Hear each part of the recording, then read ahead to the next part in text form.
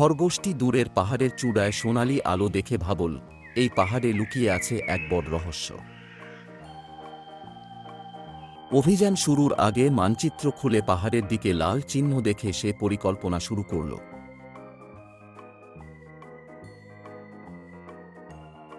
বনের পথে হাঁটতে হাঁটতে পাখির ডাক, পাতার নরম শব্দ খরগোশের মনে আনন্দ ছড়িয়ে দিল। এক নীল পাখি ডানা নেড়ে পথ দেখিয়ে দিল। খরগোশ বুঝল সে সঠিক পথে আছে।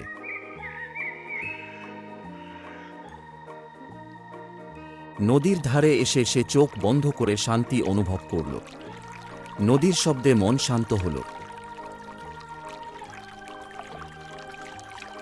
পাথরের উপর লাফিয়ে লাফিয়ে নদী পার হল। সাহস আর ধৈর্য তার সাথে ছিল।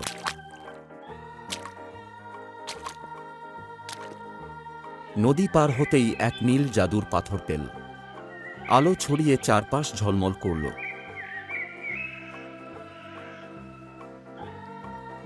জঙ্গলে এক সোনালি চাবি পেল যা গাছের গোড়ায় লুকানো ছিল।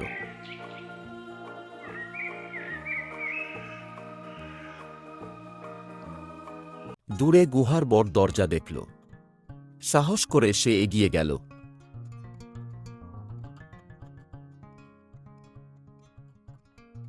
চাবি দিয়ে দরজা খুলল। ভেতর থেকে সোনালি আলো বের হল।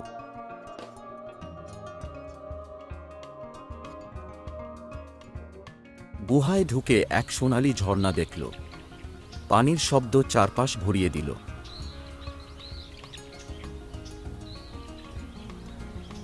ঝর্ণার পাশে প্রাচীন সিংহাসন দেখে অবাক হল।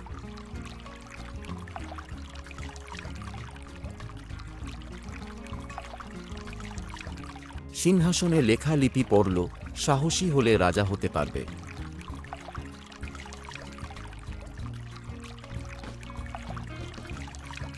লিপি পড়ে সে গভীরভাবে ভাবল, রাজা হওয়ার যোগ্য কিনা।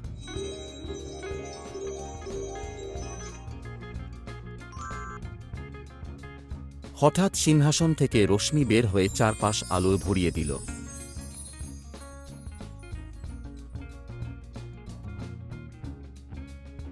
আলো খরগোশকে ঘিরে নিল। সে অবাক হয়ে তাকিয়ে রইল।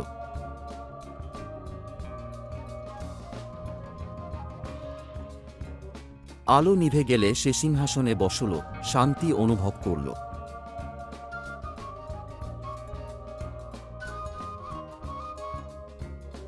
দেয়ালে জাদুর মানচিত্র দেখা গেল। সে তা দেখতে লাগল।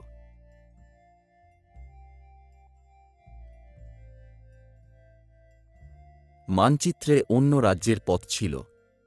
তার উৎসাহ বেড়ে গেল।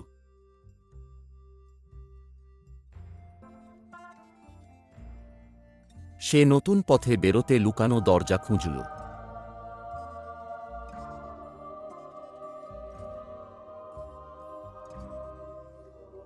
দরজা খুলে এক গোপন উপত্যকা দেখতে পেল।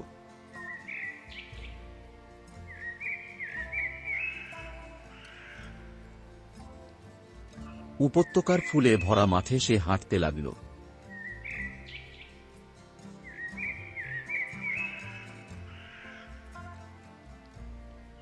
মাঠের শেষে এক স্ফটিক পাহাড় পেল।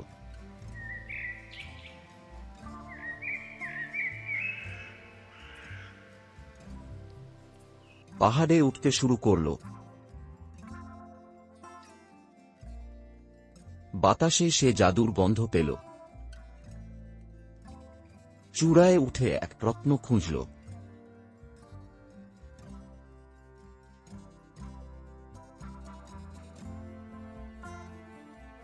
রত্ন হাতে নিতেই চারপাশ আলো ভরে গেল।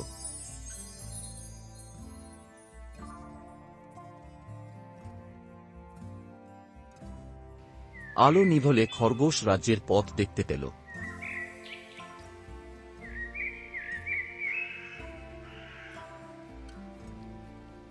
সে রাজ্যের দিকে যাত্রা শুরু করল।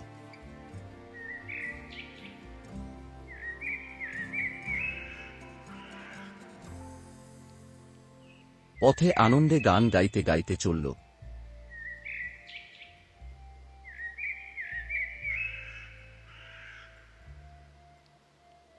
সে ঠিক করল নতুন রাজ্যে পৌঁছে আরও নতুন রূপকথা শুরু করবে। আমাদের গল্পটি এখানেই শেষ হলো। গল্পটি ভালো লেগে থাকলে চ্যানেলটি অবশ্যই সাবস্ক্রাইব করবেন।